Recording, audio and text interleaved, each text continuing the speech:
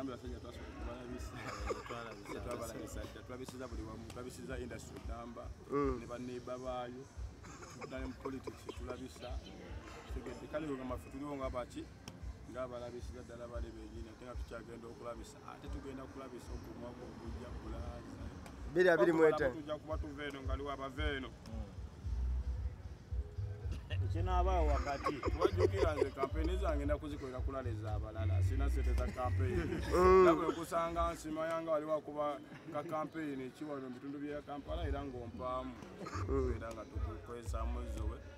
naye nga kugaganya okutufu kuli mwaka gujja tuba tugenda kunoonya akalulu nju ku nju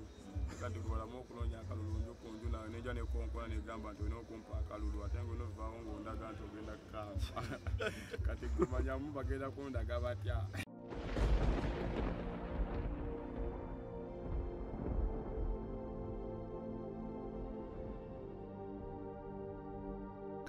Kibanda gye baleko sebo kyakabi tukusanze wano kwekitu omulundi guno sekibita yonna eweddeyo alhamdulillah tulawo okulaba ng'osazeeko wano kwekitu omulundi guno simanyi lwaki osiimye olabikeko yamaani era nga bwebimanyi engera kwetuli boyi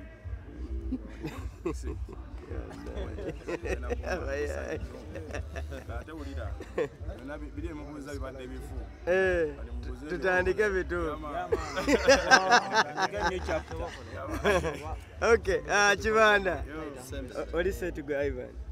Kibanda tukulaba ng'otandise recruiting ate amagye mu ghetto oba talents empya kati ng'ono omusajja akuli wano ku side simanyi oba waliwo recruitment empya gy'otandise ku side eri ku Fangon Forest ennaku nayingira endongo nabagamba getutudde walodi era abasiimi ne bayitako mu ngalo zange n'abasiima ne bayita mu ngalo zaabo abayise mu ngalo zange era bwe kityo bwe kibeera kigawe twali twagubala mpaka nakati geto yutudde walodi mashallah emabegako ndowooza mwezi kati guweze obanga ne wiiki ng'emu ng'owanise Nkwakyo Festival loading nate era sebo Nkwakyo Festival eggwanga lyetaaga okumanya ku mulundi guno eriyo ddi era loading kavaako ddi date ziwanikibwe kubanga okuva wateekayo posta abantu bonna bali bulindala balindiridde bamanye Nkwakyo Festival yaddi balinda kigambo kya president ddi weeriyo akagambo loading kavaako ddi sebo waliwo beesuzanga si bulungi kituufu obunkenke bungi kugamba obunkenke bususeemwe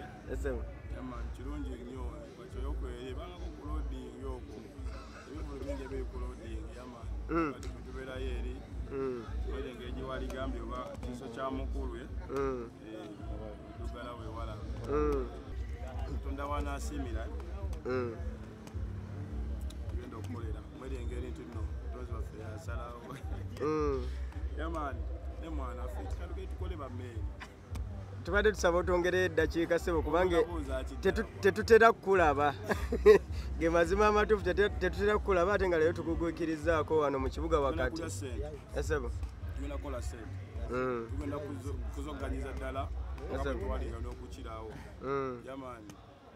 ndowooza n'abantu bagenda kufuna happiness eri gye bayita full capacity yamaani happiness eri emenya amateeka kale kugamba engeri gyokyakalamu omuntu n'agamba kyakadde nomenya amateeka nowalikomi fiti Kibanda twaleka posta kuliko meya sawa otumenye mu sewo kama Lodi Meya ne president waliye akabonero kalabba tugenda batuga abantu bakimanyi tulina tugayo omunge ekizampo mu campaign tugenda kutambula nakalabba kaffe ku mmotoka wakoliko ng'ekyo okulabirako tujjafuna okwaba abaniga abakuba pokopoko ki ate era ki era tumanyi mbu ki okuwala nesente z'omusolo tujja kutuga omuntu mu campaign ogenda bo okikira kitundu ki meya afa omujja ogenda bo okikira kitundu ki ngenda kika kitundu ki naye kika eggwanga eno n'ebitundu birinaanyeewo ngenda kuba nti nkula entalo buli kaseera nze pulezidenti ofirika agenda okusooka okuba omuzinga gwa nuclear mu America guli ogwa pyongoyongo erawo bwa pulezidenti boy ntandika utankula ntalo ku nsi ezitulinaani. Apostle yafuluma yaliko for mayor stroke president kati abantu ate ne babeera nga beeyawuddemu abawagira ekya meya n'abawagira ekya president ate abamu ne babuzaabuzibwa kyomutuufu kyomukulu kyategeeza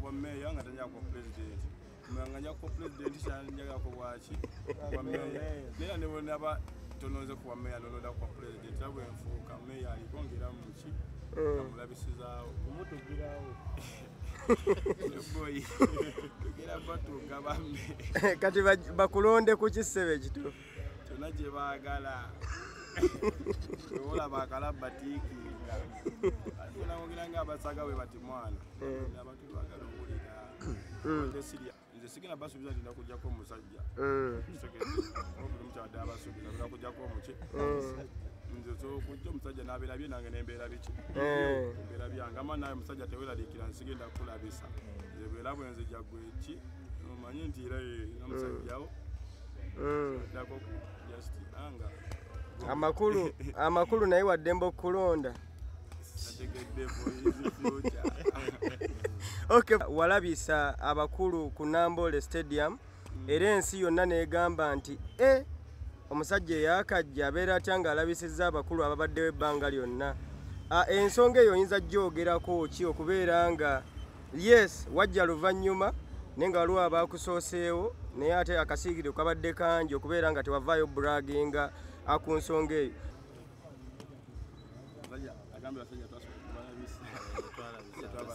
Twabisiza buli wamu, twabisiza industry namba ne baneiba baayo tudale mu politics tulabisa tegedde kale nga mafe tuliwo nga baki ng'abalabisiza ddala bali benyini ate nga tukyagenda okulabisa ate tugenda kulabisa ogumwaka ogujja kulaaza tujja kuba tuva eno nga liwo abava eno ekinaabawo wakati wajjukira nze kampeyini zange nakuzikolera kulaleza abalala sina sente za kampeyini nabwe kusanga nsima yange waliwo akuba ka kampeyini kiwano mu bitundu bya Kampala era ng'ompaamu ekigenda okunkozesa ebyo saakumpayiriza nga mpulira ate buno oli yagenda batugambi ekigamba kola booti soka obe mbatangaze ngenda batuganga ntya abantu abagala okufa tegedde omanyi nti omuntu watukugira oggulo obutwa aba agakufa naweetamu ne sente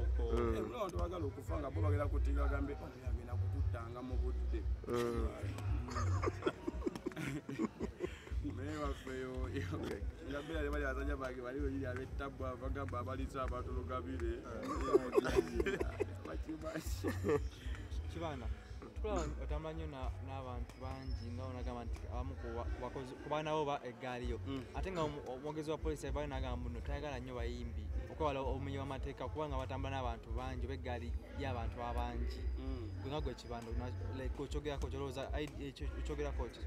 ati yagamba bayimbi twasooka era kati abayimbi temukkirizibwa kubeera muntu yadde asooka muomu nabeera ne manejaawo bawuneddwaiva nabeera babiri mugale mukola sente yamaani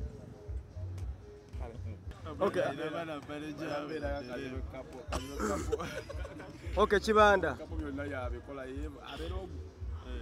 Okay, Kibanda.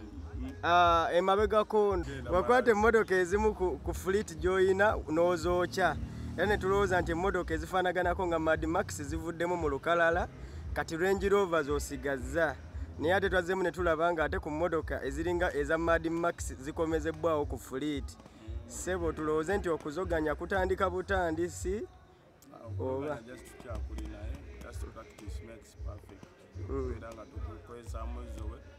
nenga kuzoganya okufukuli mwaka gujja tuba tugera kunoonya akalulunju kunju kati kubalamu okunoonya akalulunju kunju nawe nejja nekonkona negamba nti olina okumpa akalulu ate nga onovaawo ng'ondaga nti ogenda kukamba kati gumanyamu bagenda kundaga batya tegeeza kati awo ate nga bagenda kutulonda boyi abantu bagenda kutulonda abantu bagenda kuseka enseko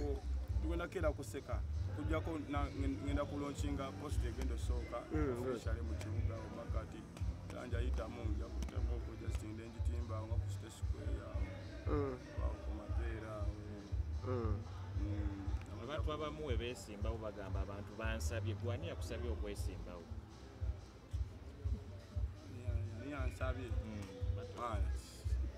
bansabye okusaba isokoleke ekintu nakijja kukimayininga oba bafaani bapaze ategera ba disappointinga kubanga nsigala bagamba nti ngenda kujjako omusajja sigenda nze presidential opponent agenda okusooka okubeera nga takubiddwayo yadde oli mu campaign zonna mwana kano yana oli munoonyezeeko mulaga nti nno nze siginaako nnooma mwana ate mbakyamukubiramu era mugambe nange era mundabiranga ddala bamene omusajja tampaayiriza nifiiti ejasikireyo byokka mukwano gwa Eddie Kenzo presidential advisor bavaine bamuyisamu eggali Daddy Andrew n'agamba mbu nno Daddy Andrew n'avaine n'agamba mbu talina kyalina babawula wadde ye nga presidential talina kyagatta kwa creatives abayimbi gwenga gwe mukwano gwolwo olowooza tikyakozesa mbu twala Daddy Andrew nga ayisa mukwano gw'eggaali wawulira otya naffe emanyi gozo zekinyamba zina nabbiwulirako galinaku nga mmeka nga wiiki ng'emu babiri mwana kale nange nabikomentingako edde saabimanyako mwana buli omu kyayogera kituufu alimba yayegoni yogera amazima olaba otya